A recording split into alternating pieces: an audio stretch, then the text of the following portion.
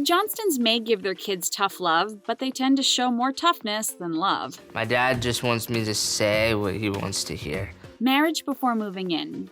Amber and Trent Johnston may claim that they're tough on their 7 kids because they're training them for a tough world. Etiquette 101 for little people. Don't look over our shoulder when we're looking at our phone. But they have been overbearing to their children that are legally adults.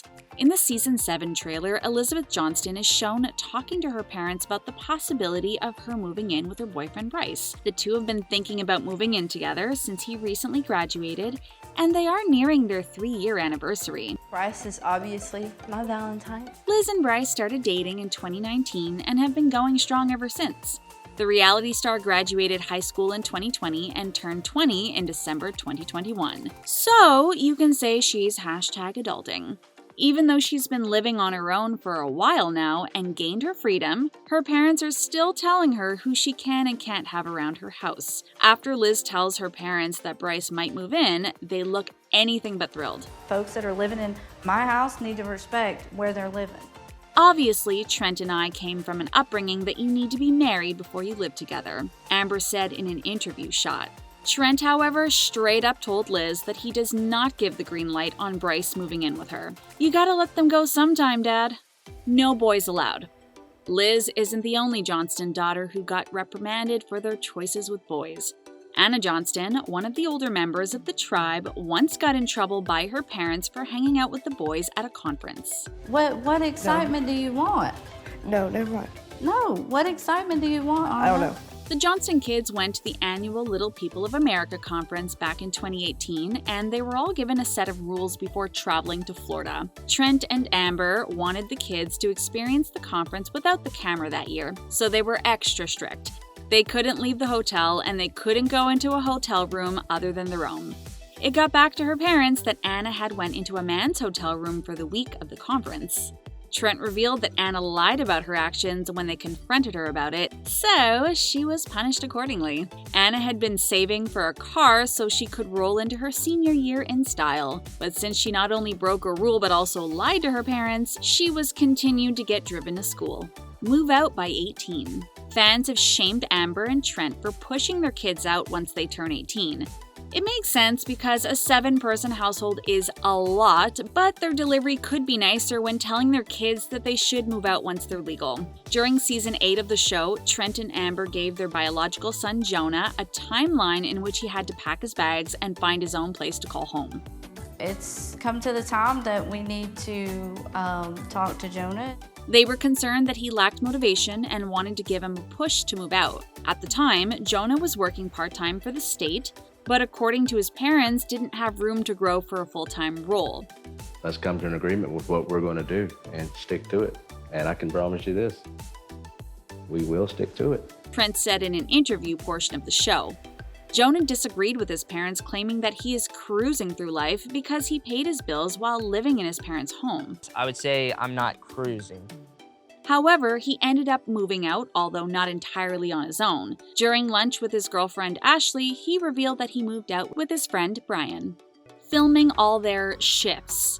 Filming the show isn't an added luxury to the Johnstons, but instead another job for the family. Trent and Amber decided to allow Americans to see inside their lives through television to bring a positive look on dwarfism. It's not to glorify their life like other reality shows. You can think of the show as a very long PSA. When Amber decided to take time out of their lives as they have jobs outside of filming, they made that decision for their children too. The family looks at production as shifts, and every family member has to meet the requirements like a real job. Trent and Amber do allow the rest of the family sick days from filming, but although the number of days are unknown, they must use them wisely. No conforming to fame.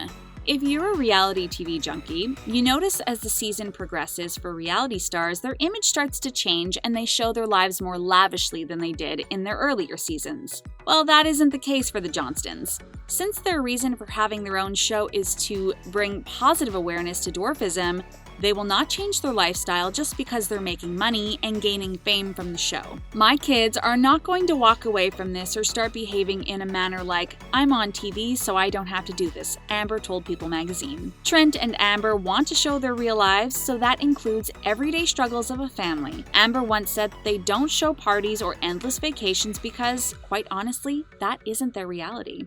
They can't accept financial help. If anyone offers financial help to any of the Johnston clan, they are not allowed to accept it. To ensure that they work hard and don't depend on anyone even during hard times, they have to make their own money through their careers. And in order to be seen as relatable, Amber and Trent do not want their kids receiving financial help. Anna and Elizabeth sell artwork, on top of Liz going to nursing school, so they make their money through different jobs and hobbies. But we know they make money from the show. The Johnstons may not have revealed how much they make on the show, but TV producer Terrence Michael gave a little insight on how much the family makes. He reported that TLC stars make 10% of the show's budget, which can go from $250,000 to $400,000 an episode. So that means the Johnston clan makes an average of $25,000 to $40,000 an episode.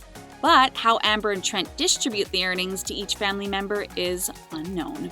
Use your manners. The Johnston children have old school manners that we don't see in most kids these days, like the constant use of ma'am and sir. On top of teaching their kids what hard work is and preparing them for the tough real world, Trent and Amber have ensured that their kids are respectful. The 5 siblings address their elders as ma'am and sir and have been seen in more recent seasons as they become young adults to keep that same form of respect. We raise our kids with traditional morals and discipline, Trent told Southern Living. He also touched on the difference between strict and rude and strict and disciplined, after later saying he and Amber's parenting style is strict and disciplined. As for Amber, she said their children are required to respect their elders, each other, and themselves. Their kids really don't mind it, and since they had to say it since they were little, it's routine now. Jonah, the oldest Johnston kid, said that people remember their use of ma'am and sir, and it gets them further in the long run.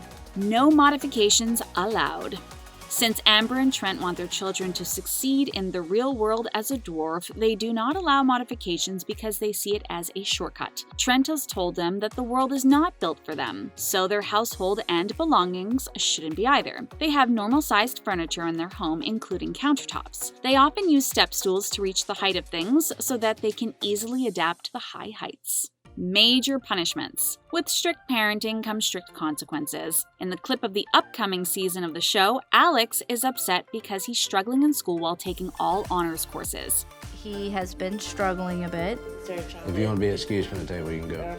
While we don't know if he will fail or fall behind in his studies, his punishment may be pretty severe given Trent and Amber's punishments they have been given in the past. When Anna went into a man's hotel room at the Little People of America conference, not only was she not allowed to drive to school her senior year, but she wasn't even allowed to buy a car after saving eagerly to drive. We don't ask for help.